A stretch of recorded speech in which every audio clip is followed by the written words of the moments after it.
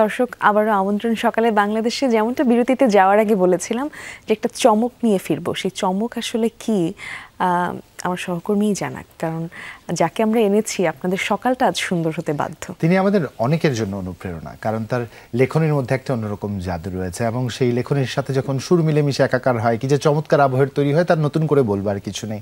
কয়েকটি লাইন আপনাদের মনে করাতে চাই। যদি লক্ষ্য থাকে অটুট বিশ্বাস হৃদয়ে, দেখা হবে বিজয়। নিশ্চয়ই আপনাদের কম বেশি এই গানটি আমার চেয়ে ভালো জানা আছে, যদিও আমি খুব বেশি মনে রাখতে পারি না, স্মৃতি আমাকে মাঝে মাঝে বিভ্রান্ত করে।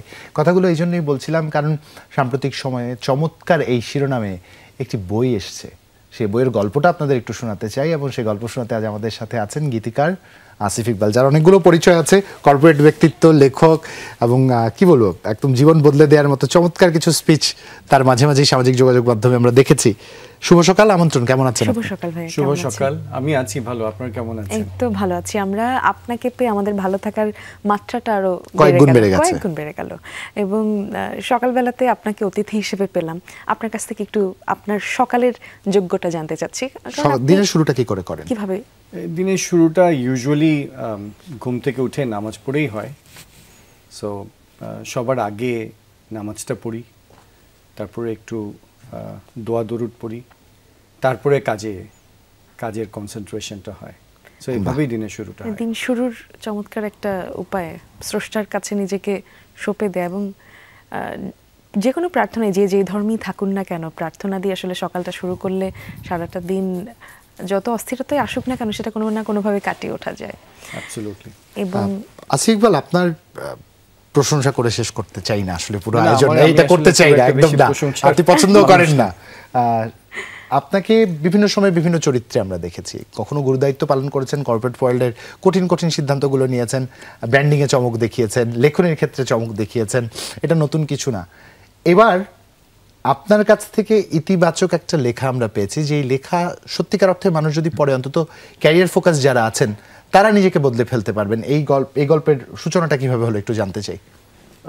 বেসিক্যালি আমার তো প্রায় 32 বছরের কর্পোরেট জীবন এবং এখানে আমি কাজ করেছি ধরেন আমেরিকান এক্সপ্রেস ব্যাংকের মতন মাল্টিন্যাশনাল ব্যাংক, ইউনিলিভারের মতো মাল্টিন্যাশনাল কোম্পানি, তারপরে রবি বা অ্যাক্টেলের মতো টেলিকম কোম্পানি, তারপরে তো নিজেই অনেক সাহস নিয়ে অনেক ছেলেপেলে নিয়ে এসিআইতে করলাম স্বপ্ন রিটেইল চেইন। এরপরে মেঘনার আপনার ফ্রেশ ব্র্যান্ডটাকে দাঁড় করালাম, আপনি যেভাবে বলছেন যে বাংলাদেশের অন্যতম সেরা ফুড ব্র্যান্ডে। এরপরে আমি রিয়েল এস্টেটে এখন কাজ করছি। সো এই যে আমার যাত্রা, প্লাস আমার সাথে গানচিল মিউজিক আছে, আমার স্ত্রীর সাথে আমরা একসাথে এসিক্স নামে একটা প্রতিষ্ঠান করেছি যেটা এক্সপোর্ট করে হ্যান্ডিক্রাফটস গুডস। সো এই সমস্ত কিছু নিয়ে আমার তো একটা যাত্রা আছে এবং এই যাত্রায় যে অভিজ্ঞতাটা আমার, সেটার উপলব্ধি হচ্ছে যে আমার চারপাশের মানুষকে আমি দেখেছি যে আমাদের পারিবারিক আবহের কারণে আমরা সিদ্ধান্ত নিতে খুব হেজিটেট করি। সো এই যে সিদ্ধান্ত নেওয়াটা এবং এটা নিতে পারাটার জন্যে, প্লাস আমরা হয় ঠেকে শিখি না হয় ঠকে শিখি। এই যে ঠেকে শেখা এবং ঠকে শেখা, এই শিখতে শিখতে আমাদের জীবনে অনেক দেরি হয়ে যায় এবং আমরা অনেক পিছিয়ে পড়ি। তো সেজন্য আমি মনে করলাম যে এটা কেন হয় এটা একটু চিন্তা করি। শুরু থেকেই চিন্তা করতাম, করতে করতে আমার কাছে যেটা উপলব্ধি হলো সেটা হচ্ছে এই পুরো জিনিসটা এজন্যই হয় কারণ হচ্ছে আমরা মানসিক দক্ষতাটা অর্জন করতে পারি না। তখন আমার চিন্তা হলো যে মানসিক দক্ষতাটা আমি কিভাবে একটা রূপরেখায় বা একটা ফ্রেমওয়ার্কের মধ্যে ফেলবো।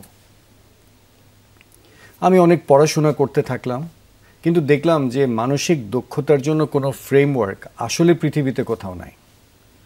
আমি ভাবলাম ওয়াই নট মি, আমি একটা ফ্রেমওয়ার্ক দিই। তো সেখান থেকে আমি একটা ফ্রেমওয়ার্ক দিলাম, যে ফ্রেমওয়ার্কে কিছু ফাউন্ডেশন লেভেল এলিমেন্টস আছে, কিছু অ্যাডভান্স লেভেল এলিমেন্টস আছে। ফাউন্ডেশন লেভেল এলিমেন্টসে যেটা আছে সেটা হচ্ছে যে আপনার মানসিকতা আপনি ঠিক করবেন, এবং সেখানে আমরা one of the greatest recent psychologist, ওনার নাম হচ্ছে ডক্টর সুজান ক্যারল ডুয়েক, উনি আমেরিকান খুব নামকরা সাইকোলজিস্ট। ওনার একটা বই আছে মাইন্ডসেট। সো ওই বইয়ে দুটো মাইন্ডসেটের কথা বলা আছে, একটা হচ্ছে ফিক্সড মাইন্ডসেট আর একটা হচ্ছে growth mindset. So I described both of them এবং বলেছি যে কিভাবে আসলে গ্রোথ মাইন্ডসেটে মানুষ ট্রান্সফর্ম করতে পারে। So that's basically the fundamental. এরপরে আই স্পোক অ্যাবাউট আপনার লক্ষ্য, গোলস। যদি লক্ষ্য থাকে অটুট বিশ্বাস হৃদয়ে, হবেই দেখা হবে সো লক্ষ্যটা আপনি কিভাবে ঠিক করবেন? মোস্টলি আমি যদি আপনাকে জিজ্ঞেস করি যে আপনার লক্ষ্য কি, বলেন তো। এটা বলাটা আসলে খুব চট করে বললেও আপনি লুজ করবেন, কিংবা আপনি বললেও খুব ভাষা বলবেন। হ্যাঁ, একদম। কিন্তু লক্ষ্যটা is something that you need to work on. So আপনার লক্ষ্য অনেক রকমের হতে পারে। আপনার একটা ব্যক্তিগত লক্ষ্য থাকতে পারে, আপনার একটা ডেভেলপমেন্ট গোলস থাকতে পারে, আপনার একটা ক্যারিয়ার গোলস থাকতে পারে, আপনার ফিনান্সিয়াল গোলস থাকতে পারে, আপনার ফ্যামিলি গোলস থাকতে পারে, আপনার সোশ্যাল গোলস থাকতে পারে, এবং এরকম আরও কয়েকটা জিনিস আপনাকে যোগ করতে আপনি পারেন। বাট আমি 6টা গোলস কিভাবে আপনি ডিসাইড করবেন এবং কিভাবে এই গোলসগুলোকে আপনি short term, mid term, long টার্মে ভাগ করবেন, এবং ভাগ করে এই গোলসগুলো লিখে you can always come back to those goals to see যে আপনি আসলে নিজেকে কতটুকু প্রোগ্রেস করেছেন। বাহ। সো ওইভাবে আপনার গোলসটাকে আপনি তৈরি করতে পারবেন। বাহ, চমৎকার। এটা ছাড়া আরেকটা জিনিস যেটা ফান্ডামেন্টাল, আমি বলেছি ফান্ডামেন্টাল এলিমেন্টস হিসেবে, সেটা হচ্ছে আমরা না অনেক সময় আমাদের বোধের মূল্য দেই না। গাট ফিলিং এর মূল্য দেই না আমরা না, গাট ফিলিং না, বোধ বলতে আমি বুঝাই যে বোধগুলোর মূল্য আছে আমার কাছে। যেমন ধরেন আমার কাছে বোধের মূল্য আছে হচ্ছে রেসপেক্টের। আমি সবসময় রেসপেক্টফুল থাকতে পছন্দ করি। আমার কাছে বোধের মূল্য আছে বিনয়ের। আমি বিনয়ী হতে পছন্দ করি। সো এই যে আমার বোধ এবং এই বোধের মূল্যটা দেয়া, এটা কিভাবে দিতে হয়, এবং আমরা তখন উইলিয়াম উন্সের স্ট্রাকচারালিজম সাইকোলজির, কিংবা আপনার ফ্রয়েডের সাইকো অ্যানালাইসিস, এগুলো বিস্তারিত ব্যাখ্যা করে আমরা বলেছি যে আমাদের মনের যে ইগো এবং সুপার ইগো আছে, এই কি, ইগো কি, সুপার ইগো কি, এবং কিভাবে সুপার ইগো এবং ইগো থেকে আমাদের মূল্যবোধ তৈরি হয়, এবং সেটার জন্য আমাদের আসলে কিভাবে চর্চাটা করা উচিত, সেই জিনিসগুলো বলা আছে ওখানে।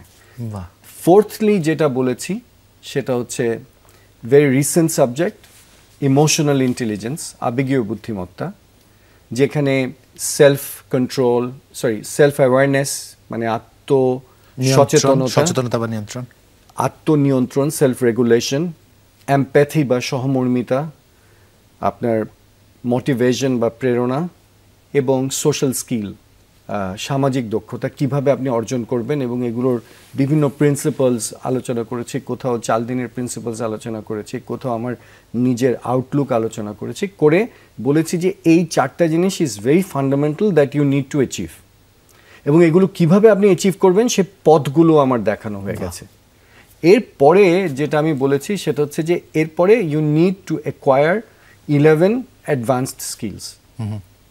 এর মধ্যে উন্নতির জন্য তীব্র আকাঙ্ক্ষা আছে।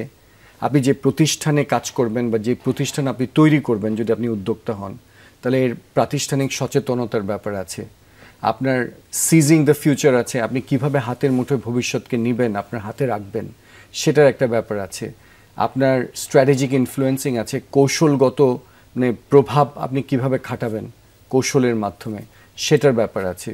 আপনার ডেভেলপিং সেলফ অ্যান্ড আদার্স, নিজেকে কিভাবে আপনি গঠন করবেন, অন্যকে কিভাবে গঠন করবেন, holding self and others accountable, নিজের এবং অন্যের জবাবদিহিতা আপনি কিভাবে নিশ্চিত করবেন, তারপরে আপনি অন্যের ক্ষমতায়ন কিভাবে করবেন, এই বিভিন্ন টেকনিক্সগুলো, চেঞ্জ ক্যাটালিস্ট, পরিবর্তনকে কিভাবে আপনি মানিয়ে নেবেন, সেটা নিয়ে কথা বলবেন।